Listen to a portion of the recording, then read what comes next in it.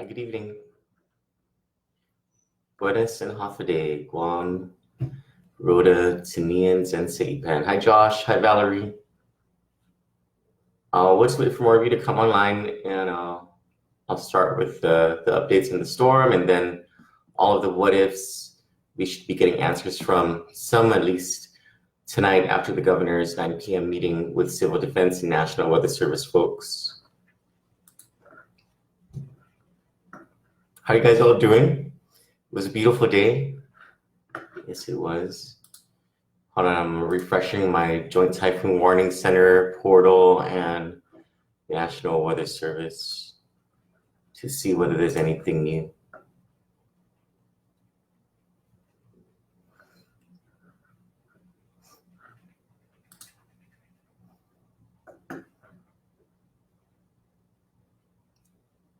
They released something at 6:21. That's a correction.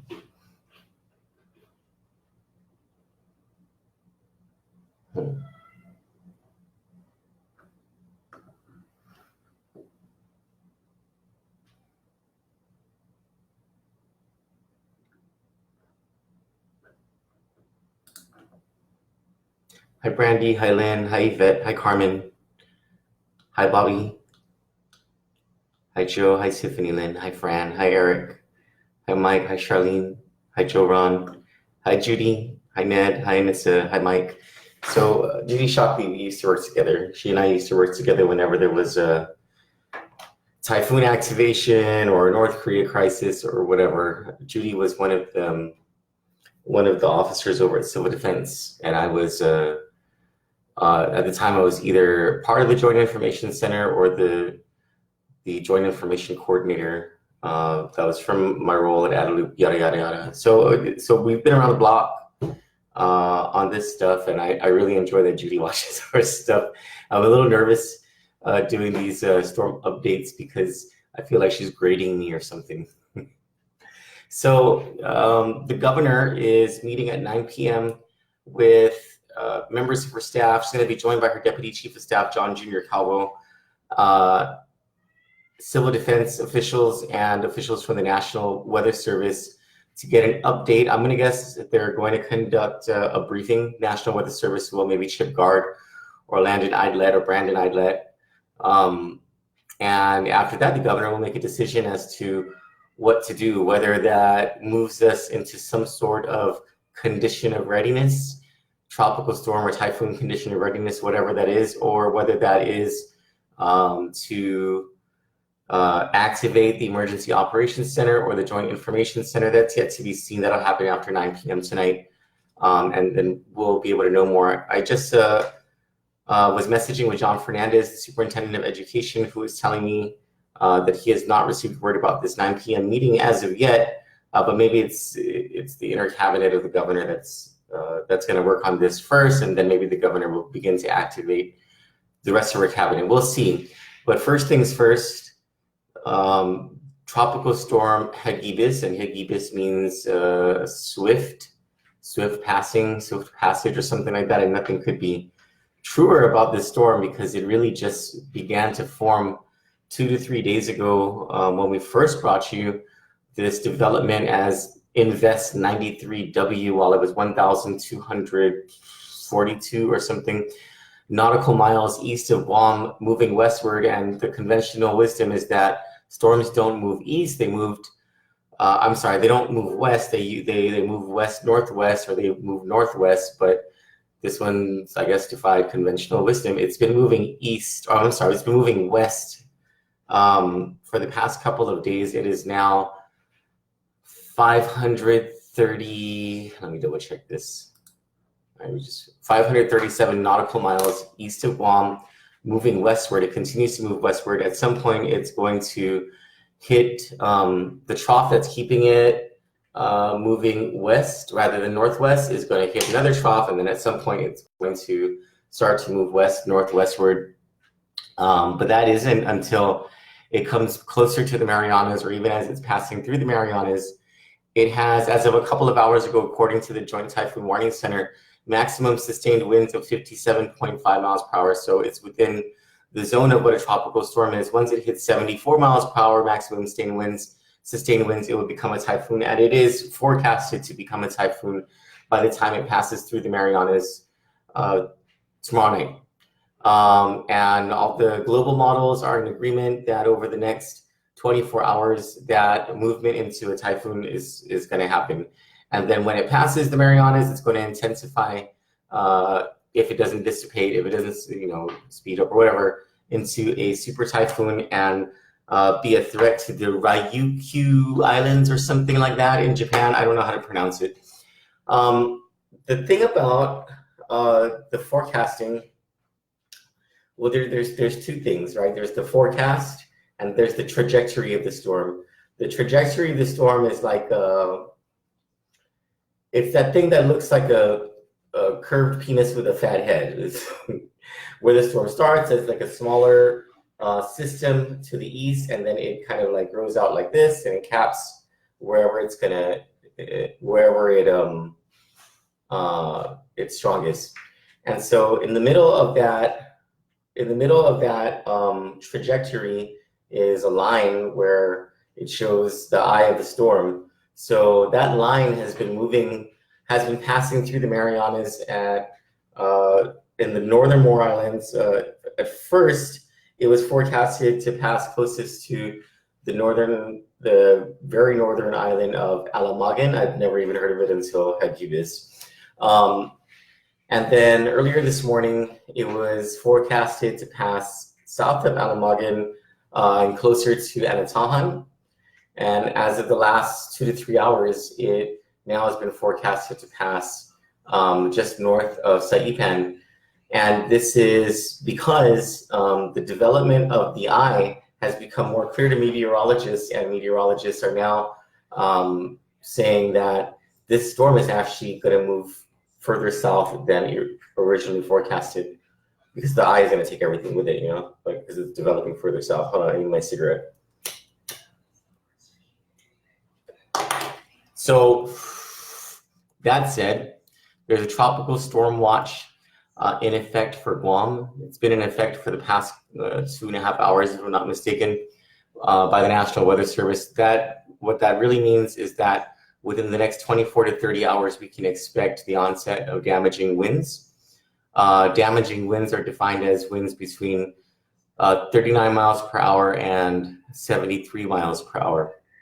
Now, that could change. We can be upgraded to a tropical storm warning, which would mean that the onset of damaging winds would be expected much sooner than that, between 12 and 24 hours.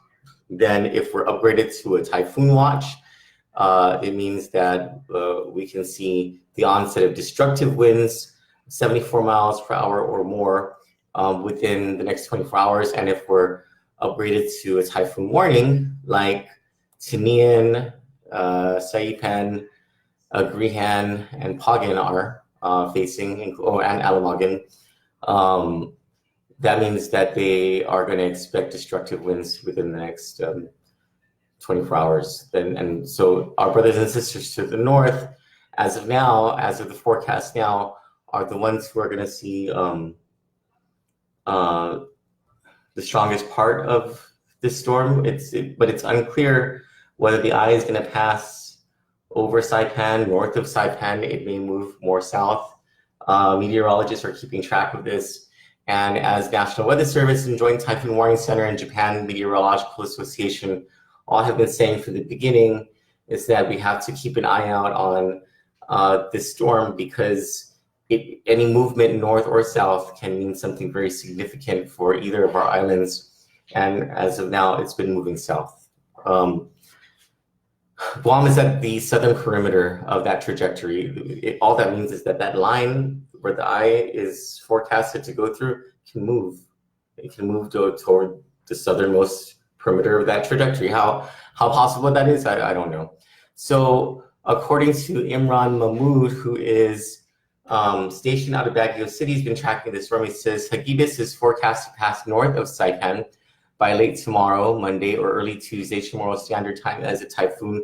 However, with the center actually farther south, it is possible that forecasts will shift closer to the main islands of the Marianas, although the system's movement is expected to shift more toward the west-northwest as it nears the area. Those in the Marianas should closely monitor Hagibis' development and be prepared. Did I tell you guys that the storm is now 537 nautical miles east of Guam? Yeah, right. It's slowed down. It's been it was slowing down throughout the day, and then earlier today it sped up to about 21 miles per hour in movement westward. It slowed down again to 19 miles an hour. What else? We expect our next, actually I don't know when Joint Typhoon Warning Center is going to release something, but National Weather Service has said they'll release something next at 9 p.m. Unless something more major develops, then they'll release something sooner. Now, there are, well, let me go to your, let's see if you guys have any comments or questions. Hi, Jonathan. Yes, Barbara Brown is, she's pretty awesome. Hi, Leah. Hi, Alicia. Hi, Carmen. Hi, James. Hi, Anissa. Hi, Kelly. Hi, Therese. Hi, Ray. Hi, Cherry. Hi, Janessa. Hi, Therese. Hi, Josephine, Larry, Eric, Veronica. John, you're welcome. Irene, thank you. Shivani, Francis, Sebastian, Marcia. Eric, thanks. Okay, so let me see if there are any questions here. Judy asks, remember Tropical Storm Ting Ting and we were activated at the airport? The governor has shut down the airport. Oh yes, that's right. Yeah, I remember that. The development of this storm kind of reminds me of Super Typhoon Pangsona. I'm not saying that it's going to be like that. I'm just saying the quick development of the storm, sort of almost like an overnight thing, reminds me of Super Typhoon Pangsona when it was supposed to be this banana storm. And then before you know it, like, we were getting pounded by a porn star typhoon, you know, just screwing this island. Okay, there are no questions, so let's continue. So the questions that we do have for the administration, or if there's a joint information center that stood up, I would imagine that there would be very soon, and also an emergency operations center, is if we're going to see the onset of damaging winds, if we're going to be declared in condition of readiness 2 anytime tonight or tomorrow, is there enough time to open the homeless shelters? So that's one thing. Is there a need to open homeless shelters? I'm sorry, school sites as shelters for those who are homeless, and we have a substantial homeless population, and those an even greater population who live in substandard homes, meaning homes that damaging winds can break. And it actually doesn't take very strong winds to break wood and tin homes. We've seen coconut trees uprooted by winds of 50, maximum sustained winds of 50 miles per hour. So I would imagine that the folks at Civil Defense and Homeland Security have been through this enough that they would understand what kind of advice to give to the governor about this when she meets with them at 9 p.m.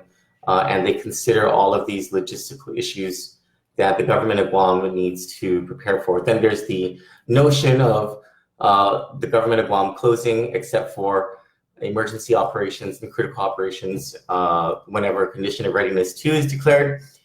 They will have to weigh out, you know, the idea of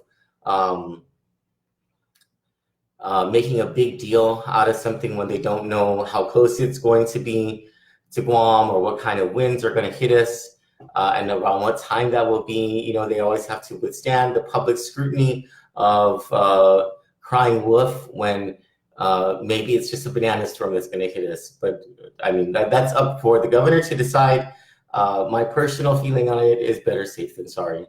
And I won't be one of those people who complains if nothing really happens to us, yet we had to close down operations because we were trying to be safe rather than sorry. I would have actually applauded the governor for taking a position like that. So then there's the issue of price gouging. I'm gonna guess gas stations have been full. I haven't been out of the office since this whole thing. Well, I took a nap.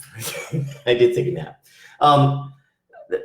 There's people who are gassing their cars. I'm going to imagine that the stores are a little more filled with people getting supplies ready, like batteries. And by the way, we're getting an updated information sheet from Jenna Bloss over at Civil Defense of what certain typhoon terms mean and tropical storm terms and core 1, core 2, core 3, what all those things mean. Plus, so it's easier for everybody to understand. Plus, fact sheets on that include like what to do in certain situations, like if you're pregnant, when to go to the doctor, what are the radio stations that you can listen to for the latest information, but just please stay tuned to Kandit. What are the list of things that you need to get if you don't already have them in your house to be prepared for a typhoon, numbers you can call, things like that for information. As soon as we get that from Jenna Blas, we'll share that with all of you. But back to the issue of price gouging. Once the governor declares condition of readiness, if I'm not mistaken, it's 2. Once she declares it or declares a state of emergency or something like that, there's a kicker, there's a trigger in the law where stores cannot price gouge. And if that happens, then there are, I believe, like felony violations that can be imposed and major fines that would be imposed on those store owners who do things like that. But as for now, no such declaration has been made. We are in condition of readiness for, but we'll know more after the 9 p.m. meeting. Now, is there school tomorrow? As of now, there's been no indication that there's no school tomorrow. John Fernandez hasn't received, he hasn't received any information that would say, oh, we need to close schools tomorrow. So there's school tomorrow. At least for public schools, there's school tomorrow. And there's no indication from anywhere that any private school is closing either. So if your kid has an exam or a major assignment or a project, do not be bamboozled by your child if your child starts to tell you that there's no school tomorrow. That's not true at all. Gosh, what are the other issues that come with the typhoon? I'm trying to think.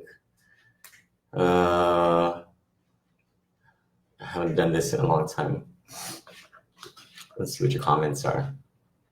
Yes, Debbie, we really need to be prepared. So are we expecting this tonight? Chris Saunders asked, no, not tonight. Will you be live with us during closest approach? So long as our systems are up, yes. So long as IT&E's internet doesn't go down during the storm, yes, we absolutely intend to provide you with live, up-to-date coverage of this storm. I might actually station myself over at Civil Defense if the Joint Information Center is activated. Let's see. Chris Saunders says, I hope this don't end up being more than expected. Yeah, me too. Hi, Ness. Yes, spam is always like a good thing to keep in the cabinets, not just for storms, but for proper health, in my opinion. Thank you, Carmen. So is there anything that you guys want to know about? Just hang around for a couple of minutes and put it in the comments. Just ask your question, and I'll try to answer it the best I can. If I'm not able to answer it right away, I'll note it down and I'll ask Civil Defense people or Homeland Security people what's up, or whoever and wherever. NWS, meteorologists, people, whatever. And while we're waiting for any of the questions that you may have, please go to www.candidnews.com. Scroll to the bottom of any of the pages, you'll see a subscription thing at the bottom. All you have to do is enter your email address and press subscribe. And whenever I write out any of these things, you'll get the news first. Like I said, I'll press publish and you're the first people to get the news.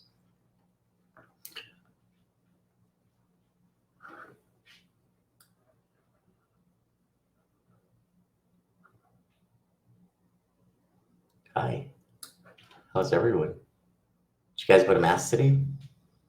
I bet a lot of people went to Mass today.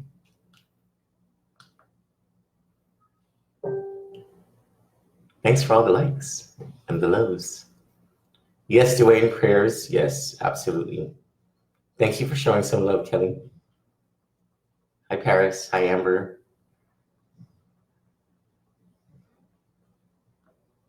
On Debbie's point about all needing to be prepared, so I mean, now is a really good time. Well, maybe when dusk settles, because the mosquitoes are all out there right now. But when dusk settles, it would be a good time to, before the rain starts coming, to get all this stuff out of your yard, put stuff away, out of the reach of the wind, especially if it's stuff that 50-mile or more an hour winds can pick up and throw. Like what kind of winds do we need to pick up and throw the legislature? I'm just kidding. Things that heavy winds can pick up and throw are the things that it's most important to get out of the yard and to secure, because wind and rain, wind doesn't hurt anything. It's the stuff that wind picks up and throws. That's the stuff that flies through windows, damages cars, hits people over the head while someone is videoing and it's placed in Mariana's dirty laundry, and then some people, have a good laugh about it, that kind of stuff. Now, I'm not saying I would. I'm also not saying I wouldn't.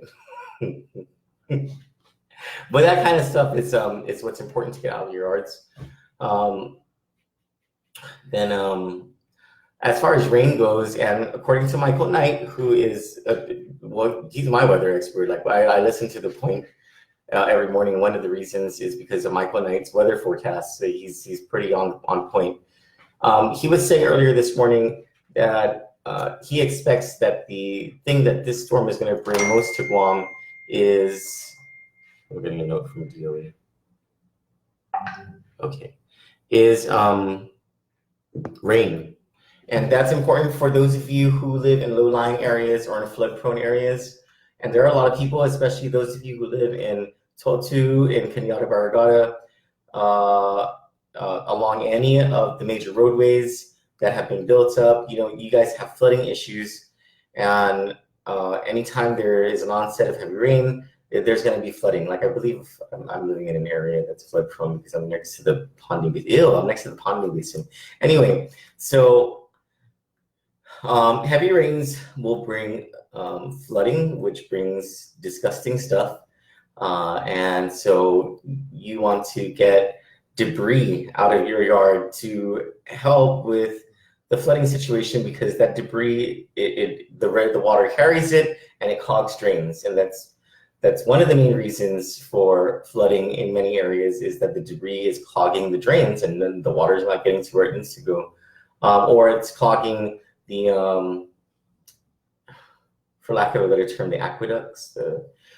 You know what I'm talking about. It clogs the stuff that the water flows, the outflow of water to a lower lying area. That gets stuck with debris and the water can't flow to those low-lying areas, and then your entire neighborhood floods. So that's what we need to look out for. We just got a note from John Fernandez.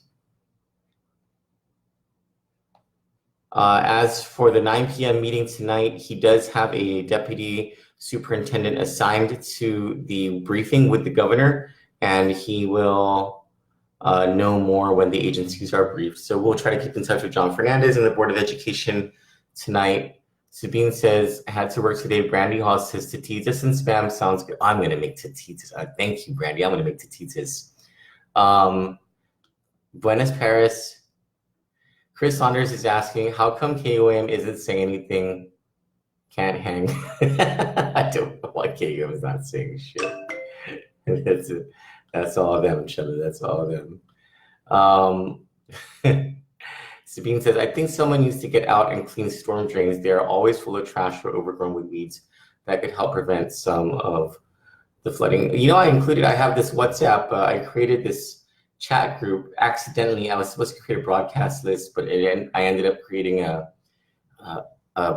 group chat thing, which it's not what I intended, but I don't care to spend the time to fix my mistake and create a broadcast list.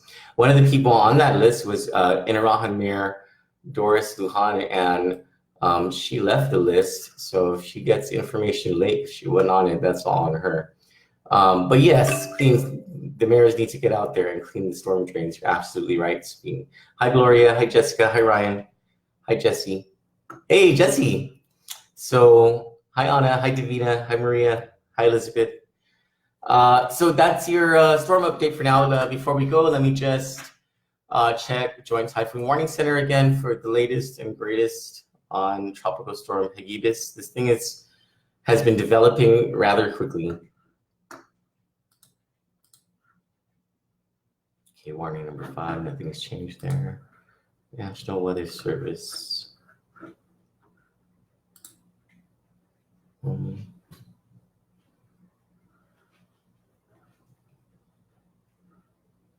click for the latest.